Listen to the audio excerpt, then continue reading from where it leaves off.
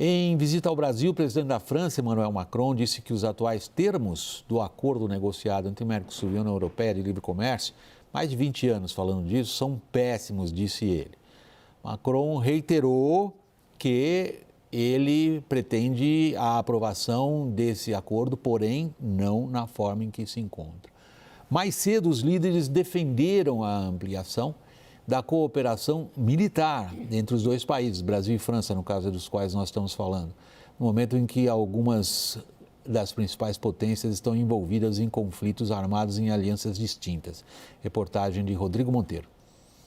Os dois chefes de Estado participaram da cerimônia de batismo e lançamento do submarino Toneleiro. A embarcação foi construída em parceria entre brasileiros e franceses, dentro do Programa de Desenvolvimento de Submarinos da Marinha, o ProSub.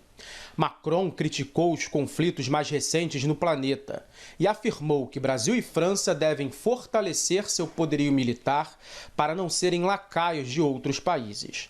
Nous refusons un monde qui serait prisonnier par la conflictualité entre deux grandes puissances. Nous aimons l'indépendance des grandes diplomaties et des grandes armées.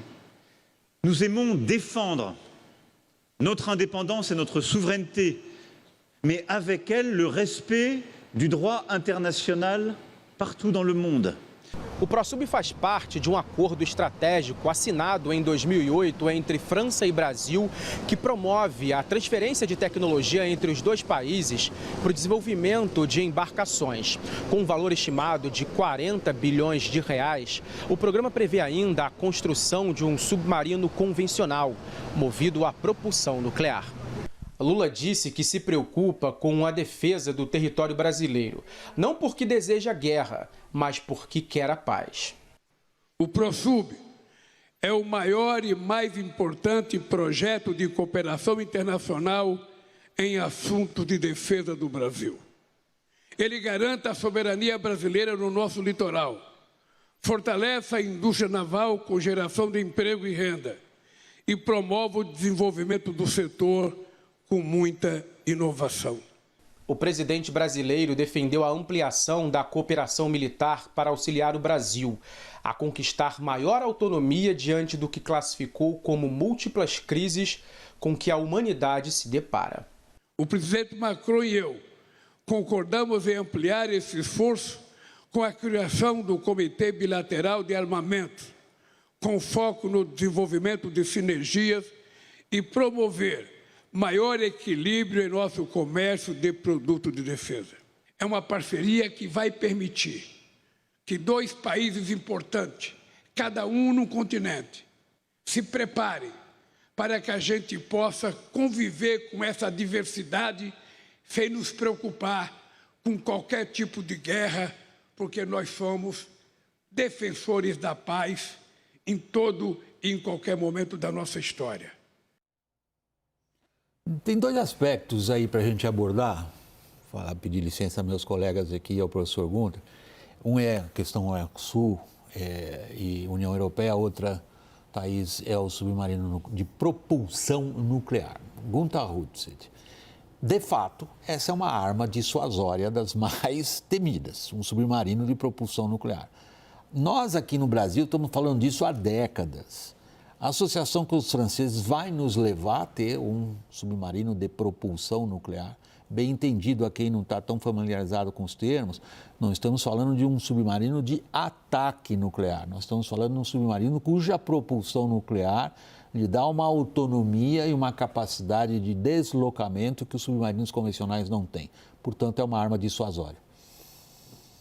Bom, William, é uma arma dissuasória, sem dúvida alguma, coloca o Brasil num outro patamar em termos militares, como poucos mesmo no mundo têm. Só que um submarino nuclear não vai fazer diferença.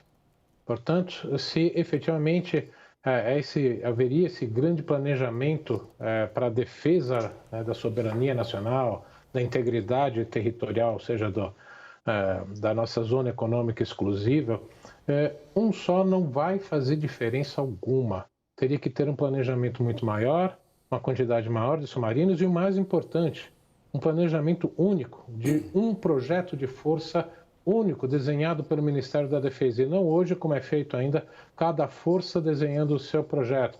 Marinha vem perseguindo, como você disse, muito bem colocou, há décadas o submarino, e buscando o submarino nuclear, de propulsão nuclear, não com uma arma nuclear. O Exército tem o seu planejamento e a Força Aérea tem o seu planejamento.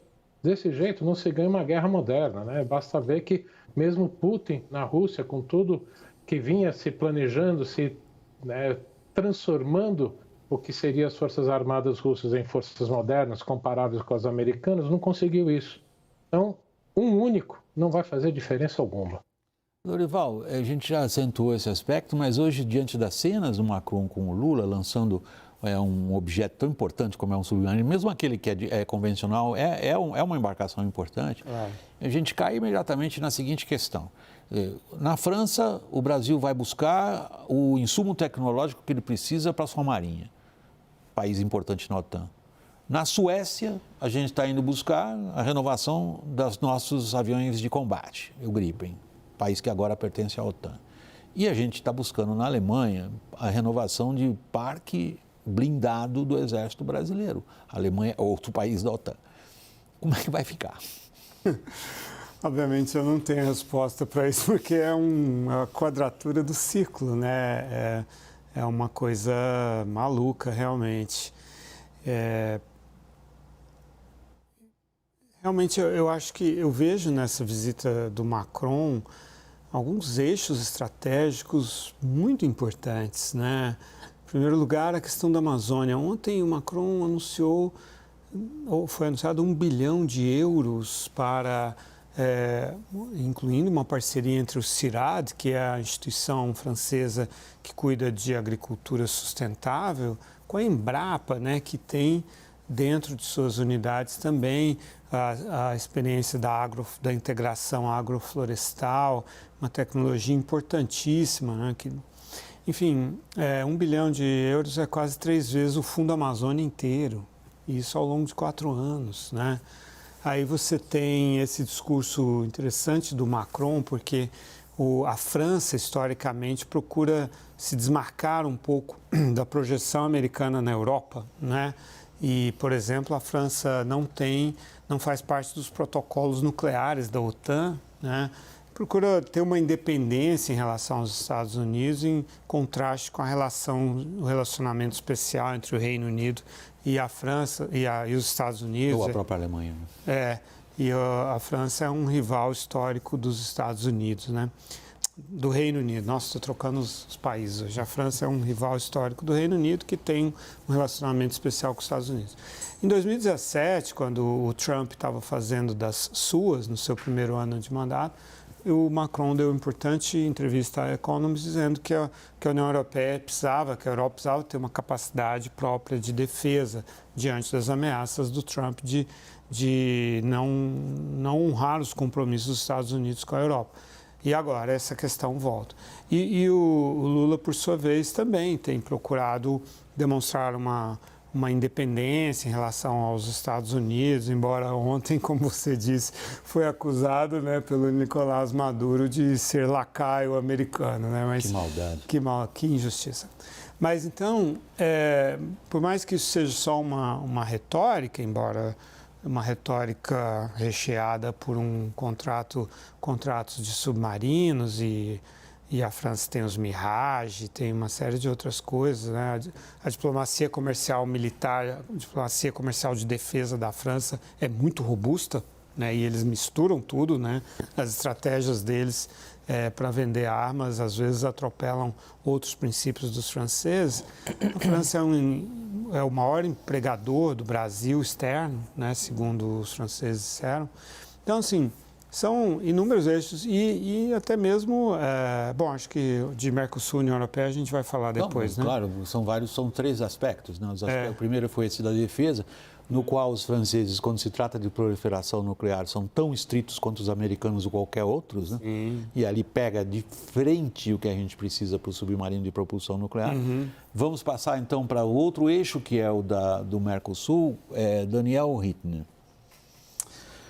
William, a situação não é promissora para a evolução do acordo Mercosul-União Europeia. Sempre lembrando o seguinte, O Mercosul foi criado em 1994, desde então o mundo passou por uma onda de liberalização e uma teia de acordos bilaterais que somam mais de 300 tratados, segundo os registros da OMC, e o Mercosul ficou muito para trás. O principal acordo comercial do Mercosul nesses 30 anos continuou sendo o próprio Mercosul, sendo que 40% dos produtos no Mercosul não tem, ao contrário do que deveria ter qualquer união aduaneira, não tem uma tarifa externa comum efetiva, porque é uma série de descumprimentos por parte de cada um dos países. O Mercosul, desde então, só fechou acordos com os próprios países sul-americanos, fechou alguns acordos comerciais bastante atrasados já com o Egito, com Israel, e um com a Palestina, que eu não sei nem se entrou em vigência, para te dizer a verdade. E esse acordo, o fracasso desse acordo é um cartão de visitas péssimo para qualquer nova negociação, porque isso, quer dizer, imagine se você está na posição ali de um negociador japonês ou canadense ou do Sudeste Asiático, e você olha para uma negociação que durante 30 anos, quase 30 anos, não conseguiu ser, quando foi concluída, não pôde ser assinada. Se fosse assinada, não seria ratificada. Isso é um péssimo cartão de visitas para o Mercosul. Para a União Europeia também, eu atribuo muito mais responsabilidade à União Europeia do que ao próprio Mercosul pela falta de assinatura desse acordo. Mas a União Europeia tem N outras estratégias. Então, o Mercosul é dependente da União Europeia. Então vamos a isso.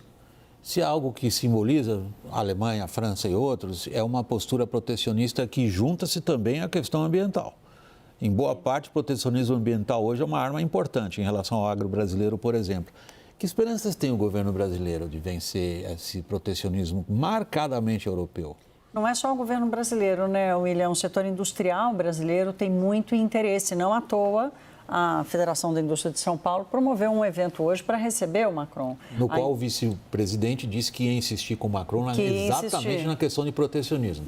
Exatamente, mas assim, é muito difícil. O protecionismo na Espanha, na França é de décadas, está cada vez mais reforçado. Eu e Lorival até a gente conversava antes do WW, quebramos um acordo aqui de não falar sobre o programa, mas eu fui pedir ajuda para o Lorival para ter outros contextos, ele passo a bola para ele já, mas eu acho que assim, não é só o governo brasileiro que tinha esperança do fato do Macron vir e de ser uma decisão, de ter sido uma decisão muito tomada agora há pouco, quer dizer, não é uma visita de Estado que foi tomada há muitos meses. Nutriram alguma esperança de que ele abriria algum espaço para essa conversa. Essa declaração dele hoje foi um balde de água fria. Eu conversei com quem esteve na Fiesp e disse, olha, a gente recebeu um péssimo acordo de maneira frustrada, porque a gente achou que pelo menos alguma porta. Ele abre a porta de dizer, olha, depois de 30 anos a gente precisa rever, precisa criar outras premissas, outras referências para fazer o acordo, mas isso não vai acontecer tão cedo. E não é só porque a União Europeia e a própria França são muito protecionistas, mas o Brasil também é muito resistente, o Mercosul é muito resistente, quer dizer, há resistência dos dois lados, há vício ao subsídio dos dois lados. Gunther e Lorival na sequência. Vamos vencer o protecionismo europeu, Gunther? Como a Thaís bem colocou, o protecionismo está na raiz da nossa cultura brasileira, latino-americana, francesa em especial. E eu só acrescentaria tudo que vocês já colocaram, que eu concordo plenamente. O mundo mudou radicalmente nesses últimos anos. Portanto, aquela ideia de uma economia liberalizada, livre comércio, anos 90, anos 2000, isso acabou, né, a partir do próprio momento em que o governo americano, o governo que mais patrocinou a abertura comercial nas últimas décadas, reverteu esse processo. A gente não pode esquecer, não é só do governo Trump, continuaram as barreiras comerciais e até se aprofundaram com o governo Biden. Isso tem se alastrado para a Europa num novo contexto de Guerra Fria. Portanto, não só está na raiz do protecionismo aqui das nossas culturas latinas, como nessa nova lógica global. Lorival? Acho que a gente perdeu uma oportunidade histórica quando teve a iniciativa para as Américas, né? Isso nos anos 90, e aí que foi a ideia da área de livre comércio para as Américas no início dos anos 2000. A Alca está se referindo a ela. E foram os mesmos personagens que estão no poder hoje que catapultaram, torpedearam esse arranjo, né? E porque não acreditam no livre comércio, o Brasil estaria num outro lugar se a Alca tivesse sido levada adiante. Basta olhar o que aconteceu em relação ao México, com o NAFTA também, os acordos bilaterais que os Estados Unidos fizeram com Costa Rica, com o Chile, enfim, foi um grande erro estratégico e essa janela agora se fechou realmente. E basta olhar também para o agronegócio brasileiro, que o Fernando Collor abriu de forma abrupta, foi sanguinário, foi darwinista, foi feio de assistir, mas hoje o agronegócio é que sustenta a economia brasileira porque ele foi exposto à concorrência, coisa que a nossa indústria não é, e os nossos serviços também não. Então, hoje, até nisso, há um enorme alinhamento entre o Macron e o Lula, porque os dois não querem, então um pode culpar o outro. Não, é você que reabriu as compras governamentais. Não, foi você que reabriu o capítulo lá por causa da Amazônia e tal. E o Bolsonaro fez esse excelente favor para o Macron também. Ao queimar a Amazônia daquele jeito, os europeus ficaram horrorizados e falaram, nós não vamos destruir a nossa agricultura para substituir por produtos que estão destruindo a Amazônia. Foi assim... Foi um jogo perfeito. Não vai ter acordo Mercosul-União Europeia e o Lula e o Macron estão muito felizes com isso. E agora, será que a Argentina, que é a grande free trader do negócio? Vai ser a vingança do século, né?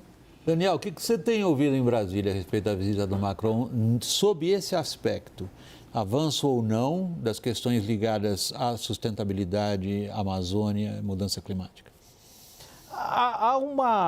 Ao mesmo tempo em que há elogios sobre a cooperação até financeira, a doação francesa que está sendo feita, há um lamento muito grande de que, na verdade, os países europeus em geral acabam comprando a nossa alegria com o Fundo Amazônia ou parcerias bilaterais com pouquíssimo dinheiro, porque no fundo, estamos falando ali de um ativo muito grande, a floresta em pé e a captura de carbono, que são muito mal precificados, também por culpa nossa, porque a gente não está avançando no avanço da regulamentação do mercado de carbono, Senado e Câmara com projetos completamente diferentes e com isso fica muito conveniente, inclusive, para diplomacia pública dos países europeus fazer anúncios de quantias supostamente grandes de apoio à sustentabilidade no Brasil, quando na verdade isso estaria saindo bastante barato.